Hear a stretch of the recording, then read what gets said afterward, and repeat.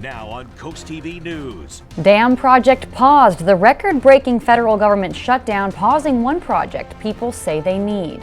A full Sussex County Council meeting. Supporters and critics joined for an hours-long public hearing on a massive mixed-use development called Cool Spring Crossing. Blue skies and blustery conditions, that's what we're gauging with the forecast for the next couple of days. You're going to need to hold on to your hats for this one. This is CoastTV News at 5. Water eating away at the banks of this canal in Bethany Beach. Good evening. I'm Madeline Overturf. And I'm Charlie Sakaitis. We begin tonight with the record-breaking government shutdown, grinding a major dam project in Bethany Beach to a halt. If the government was open right now, crews would be surveying and preparing to work along the Loop Canal in Bethany Beach to build a wall to fight flooding and erosion. But that hasn't happened yet. Coast TV News reporter Brandon Ferguson is live there in Bethany. Brandon, plans say the dam will be about 855 feet.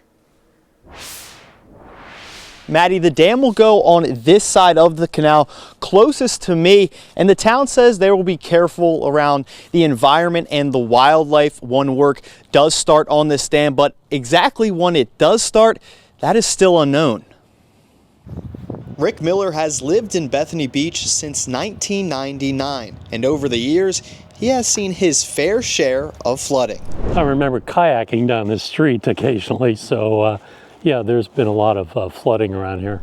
The goal of the Loop Canal Dam project is to end that flooding, but it needs to be built first. That can't happen while the government is shut down. The shutdown is obviously not helpful. The $1.3 million project is now paused. Bethany's town manager says the effect on the necessary U.S. Army Corps of Engineers review of the dam is now held up because of the shutdown. They've been talking about it for a long time. So what work has been done? Bethany says a lot of preliminary work, engineering studies, design, and issue resolution has been completed. Creates a lot of stress and real problems. Chris and Tony Leggio live in Bethany Beach part-time. They say the government shutdown is just creating more hardships on the average person. Do their job and open up the government. They should be working for us, not for their own interests. Here along the coast, with the government shut down, work is paused, questions are unanswered, and Bethany Beach still vulnerable to flooding. The town says once the federal government shutdown does end, they can review their consultation process with the Army Corps of Engineers and then begin the permitting process. The town says the permitting process can be anywhere from a year to a year and a half. In Bethany Beach, Brandon Ferguson, Coast TV News. And it's worth noting the town says that dam would specifically stop the flooding that we saw in recent storms. And it's getting paid for with $500,000 from federal community funding, but $870,000 is coming from Bethany Beach local funds, covering the bulk of the cost.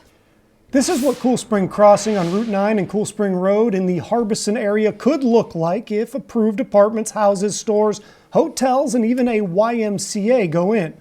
Coast TV News reporter Emma Aiken is live in Georgetown. Emma, the public hearing about the Cool Spring Crossing development, it is still going on. Charlie, here at Sussex County Council, it's approaching hour 5 of a public hearing in there about Cool Spring Crossing. And some new important information we learned today. The attorney for the developer said even if the Cool Spring plan as it is now is denied, they are still going to build on this land, about 1,200 single-family homes, except without the commercial space or without the workforce housing. So the attorney for the developer calls the Cool Spring Crossing plan vastly superior to the cluster subdivision that they would have to fall back on if Cool Spring is denied. People were gathered at the meeting today to hear about the 637-acre mixed-use development called Cool Spring Crossing, proposed for Route 9 and Cool Spring Road. The developer wants to build 1,922 homes, including some deemed workforce housing and an assisted living facility, a YMCA, restaurants, a grocery store, a hotel, retail space, and more. And some people who live here say the infrastructure just isn't in place for the development. I'm concerned about the impact of the traffic that's going to be created, the impact on medical services, ambulance, fire, police, all of it, and also the schools. The attorney for the developer explained why the land use map should be changed from low density to coastal area to allow for this development, arguing that the land there is no longer rural in character due to its water and sewer resources there and its proximity to a medical facility. But hundreds of people say otherwise. And another note, the attorney for the developer reiterated today that this is a 20-year plan. So if approved, this would be built in phases over 20 years, and Cool Spring Crossing wouldn't be complete until 2048. Live here in Georgetown, Emma Aiken, Coast TV News. Also in front of Sussex County Council today was the closure of the record of the Belmead Farm plans in Lewis. A developer wants to turn 39 acres on Route 24 into apartments and businesses. Today was just for staff to announce the closure of the record, so no decision was made. Let's jump right into our Coast TV poll now. We want to know, would you rather see more housing or commercial development on the coast? Let's take a look at the results so far. Well, 94% say commercial and 6% say housing. This is the first time we've put this poll up, though. We'll have to see if the numbers change throughout the day. You can go leave a comment, or you can vote at coasttv.com or use your mobile app. Now let's take a live look into Laurel. Some cloudy-ish skies there as we check in with our chief meteorologist, Paul Williams. Well, right now, we're all blue skies. You know, sometimes because it looks so gorgeous outside, it could be misleading and making you think, hey, nothing's actually bothering you. In fact, it's so windy, it pushed my IFB out of my ear. That's how windy it is. It's windy inside. I'm joking. All right, anyway, we're at 50 degrees actually by the 9 o'clock hour under mostly clear skies. But here's the concern. Throughout the entire Northeast, it's really becoming significantly breezy. We've been upgraded to a gale wind watch from Slaughter Beach to Broadkill Beach down towards Lewis. Now, that's also inclusive of Bottom Hills, Dewey Beach, Ocean View, and South Bethany. And then it's inclusive of Ocean City, West Ocean City, all the way down towards Chincoteague, and even on the other side of the peninsula. And just kind of give you a feel as to what's going on to our north, we have a high wind watch throughout portions of Pennsylvania, as well as other wind concerns for us throughout inland areas. But overall, we're still quiet as far as precipitation and cloud cover is concerned. Here's our expectations for tonight. We're going to drop back to the lower 40s by tonight with winds staying calm, which means we have that chance of a little bit of frost forming in some isolated pockets. Yeah, we're going to have that kind of chill, and then a significantly pocket of cold air is going to kick in for us by Thursday. We'll talk about that coming up in a moment. Till then, back to you. Paul, thank you.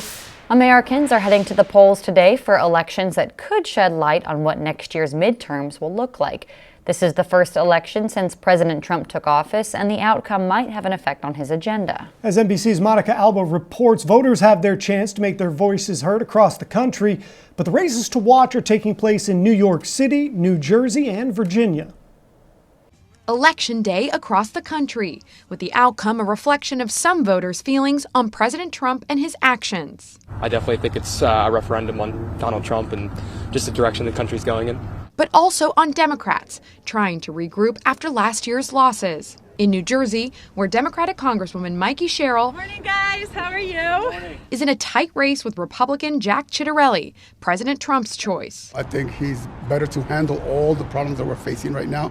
Both candidates casting the election as a vote on affordability. Food prices, gas prices, inflation, nothing is being done. The same issues facing candidates in Virginia, where two women are vying to be the first female governor of the Commonwealth, which is home to thousands of federal workers who lost their jobs to DOGE, the president's Department of Government Efficiency. Are you ready to win?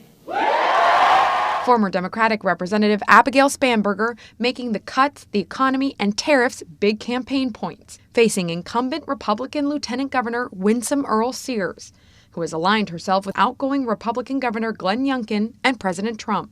It's election time! That's what time it is! To New York City and a mayoral race in the national spotlight.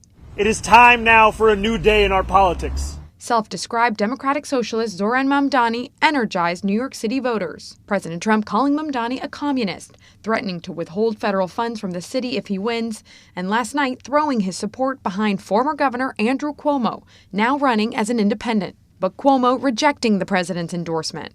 And if there's anyone who can protect New York against President Trump, it's me. All this playing out against the backdrop of a government shutdown now in its 35th day. But there are some signs of optimism on Capitol Hill, with Maine Senator Susan Collins, who heads the committee that writes spending bills, saying she's cautiously hopeful it could come to an end this week. In Washington, Monica Alba, NBC News. Field to forest, that's the plan for this plot of land in Lewis, what the city is doing next. As we take a look at our Bay forecast, remember we have some breezy conditions that are expected to kick off, and we'll talk about even colder air on the way. But first, flags are being lowered for the death of former Vice President Dick Cheney. The life and legacy Cheney leaves behind, up next. This is Coast TV News at 5.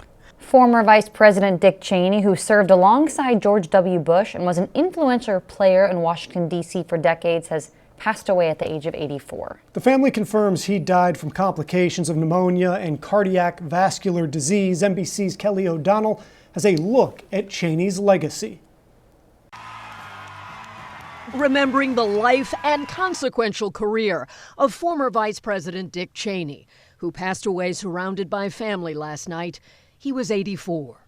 So help me God. His political career spanned decades and diverse roles that shaped his path to becoming one of the most influential vice presidents in history. Cheney served as the youngest White House chief of staff under Gerald Ford, elected himself as a conservative congressman from Wyoming, later Secretary of Defense under the first President Bush. George W. Bush asked him to lead the search for his running mate in 2000. But then became the choice himself. He needs people around him who care only about his success, who are prepared to give him honest advice and never sugarcoat it. Shaping the cabinet and the war on terror. Cheney was the prime mover behind the theory, later proven wrong, that Saddam Hussein had weapons of mass destruction in Iraq. We believe he has, in fact, reconstituted nuclear weapons.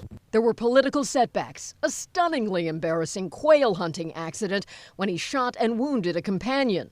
More seriously, the conviction of his closest aide, Scooter Libby, for lying to a grand jury about the outing of a CIA operative. Cheney and wife Lynn had two daughters, Mary, whose same-sex marriage was strongly supported by her parents, and Liz, elected to Congress from Wyoming like her father, but taking a stand against Donald Trump after January 6th. The former vice president backing her and breaking with his party in 2024, publicly announcing he was voting for Kamala Harris in the presidential election. Throughout his public life, Cheney battled heart disease with a number of heart attacks and procedures, including a successful heart transplant once out of office. In 2013, speaking with Savannah about the transplant and reflecting on his life. You said that you had reconciled with death. As I say, I was at peace with myself. It was not frightening. It's not painful. As far as Delmarva is concerned, former Vice President Dick Cheney owned a vacation retreat in St. Michael's, Maryland. He bought the home in 2005 and sold it at a loss in 2019. Coming up next, Paul Williams in our Coast TV First Alert Weather Center with your full forecast after this.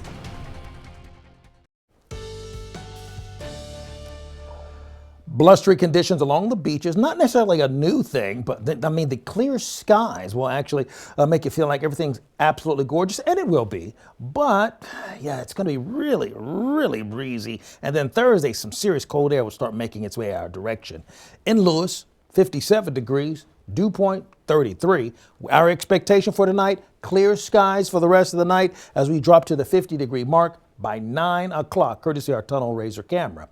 Gale wind watch, which means we're watching for about 30 to 35 mile per hour winds at Slaughter Beach, Broadkill Beach, Lewis Beach till Thursday in the morning time. But that's also a concern for us. Rehoboth, Ocean View, down towards Fenwick Island, and it's inclusive of West Ocean City as well as Ocean City for Thursday. Now, on the other side of the peninsula, same situation. 35 mile per hour winds whipping around in general. But you know what? We're not alone, because when you look at it, even for the entire Northeast, we're looking at high wind watches throughout a portion of the inland area for Pennsylvania as well as New York. So yeah, it's breezy all the way around on the East Coast. But precipitation, that's hard to kind of find. We're at 55 degrees in Georgetown, 54 currently in Milton, 51 in Long Neck, Dagsboro, Millsboro, and right now, this hour, in Ocean Pines. So because of the winds alone, I call this sweater weather. Overnight, we're going to drop into the 30s, and we'll have light winds and clear skies. A bit of a situation where it could get a little frosty. Hint, hint, for tonight. Winds are calm for right now. but they're going to pick up during the daylight hours. Now, for Wednesday evening, we're out of the southwest at about 34 miles per hour. But then by Thursday morning, that's when I'm talking about that area of cold air that's going to come in through the area, to our neck of the woods, rather. 27 to 32 mile per hour winds and lower temperatures. That's going to be a combination. It's going to be chilly. Now, the winds will shift out of the south by Friday. But once again, that cold air is on the way. Southwest winds for us tomorrow. Breezy conditions at Rehoboth, Dewey Beach, just about everywhere. So in the morning time, we're clear with temperatures in the 40s. We're out of the southwest for Wednesday. Wednesday's actually going to be a milder day. Thursday is when it's going to start feeling cold. Because watch this. The low, let's say 52 in the afternoon, but they're only going to go up to 57 with clear skies, by the way, on Thursday. So it's clear and cold, and then we dump into the 30s rather quickly.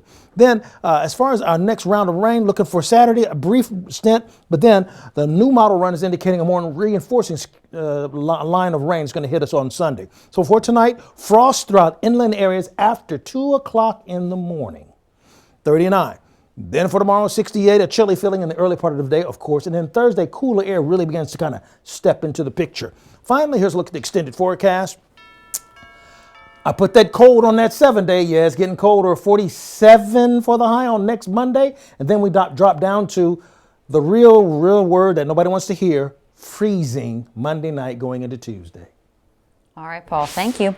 The Delaware Sportsmen's Association, the Bridgeville Rifle and Pistol Club, and others have filed a temporary restraining order in federal court to stop a new handgun permit law set to take effect in Delaware November 16th. They argue the law violates the Second Amendment, specifically the part that requires people to obtain a state-issued permit before purchasing a handgun. Plaintiffs claim the state has failed to create the infrastructure needed to issue the permits, and they argue that amounts to a total and unconstitutional ban on purchasing handguns.